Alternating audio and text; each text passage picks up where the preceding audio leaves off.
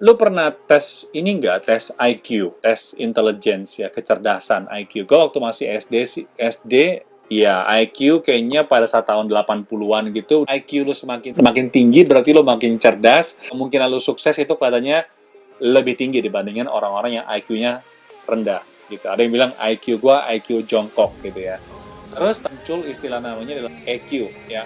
EQ itu emotional ya, ada hubungannya dengan bagaimana lu yang namanya mengontrol emosi kita. Jadi kalau kita semakin bisa mengontrol emosi kita, berarti kita itu kemungkinan lebih mudah sukses dibandingkan orang-orang yang IQ-nya rendah gitu loh. Tapi yang namanya IQ itu nggak bisa dites.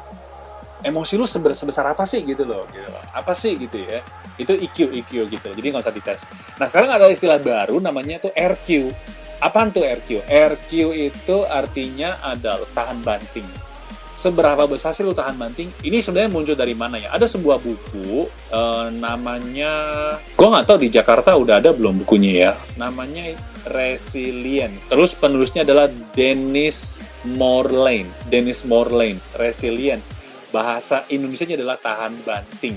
Jadi mereka itu melakukan satu penelitian kenapa atlet gitu ya, kenapa mereka itu bisa tahan banting, apalagi pada saat kalau lu suka nonton bola basket ataupun juga pertandingan gitu, menit terakhir, detik-detik terakhir itu bisa kadang-kadang yang pertama mungkin si A ini udah kemungkinan menangnya udah besar, tapi sampai di detik-detik terakhir itu dikalahkan sama si B gitu loh. Kenapa? Nah, ternyata mereka itu punya yang namanya adalah kekuatan namanya daya tahan bantingnya itu lebih kuat gitu loh. Mereka itu punya ketenangan batin. Kira-kira gitu. Untuk menentukan seseorang yang punya RQ-nya tinggi itu ada apa aja sih kita? Yang pertama adalah orangnya tuh pede banget, percaya diri banget, terus optimis. Yang kedua, dia itu punya kemampuan untuk bisa memilah-milah, smart dalam menentukan mana yang benar, mana yang tidak benar. Terus yang ketiga, dia itu pintar yang namanya menyeimbangkan, ya. Terus mereka menyadari dengan dirinya sendiri, siapa sih gue? So, who am I gitu loh. Terus yang keempat itu adalah mereka punya ketenangan batin. Terus yang berikutnya, dia itu sangat orang-orang yang pinter setting goal. Terus dia tuh orang yang gigih banget dalam menjalankan setiap langkahnya untuk mencapai tujuannya. Yang berikutnya, orang itu sangat toleransi banget. Dia toleransi dengan orang lain, dia juga bisa mendengarkan keluhan dari orang lain, dia bisa menerima protes dari orang lain, dia bisa mau mendengar kritik dari orang lain. Terus yang terakhir adalah orangnya itu lucu, smart gitu loh.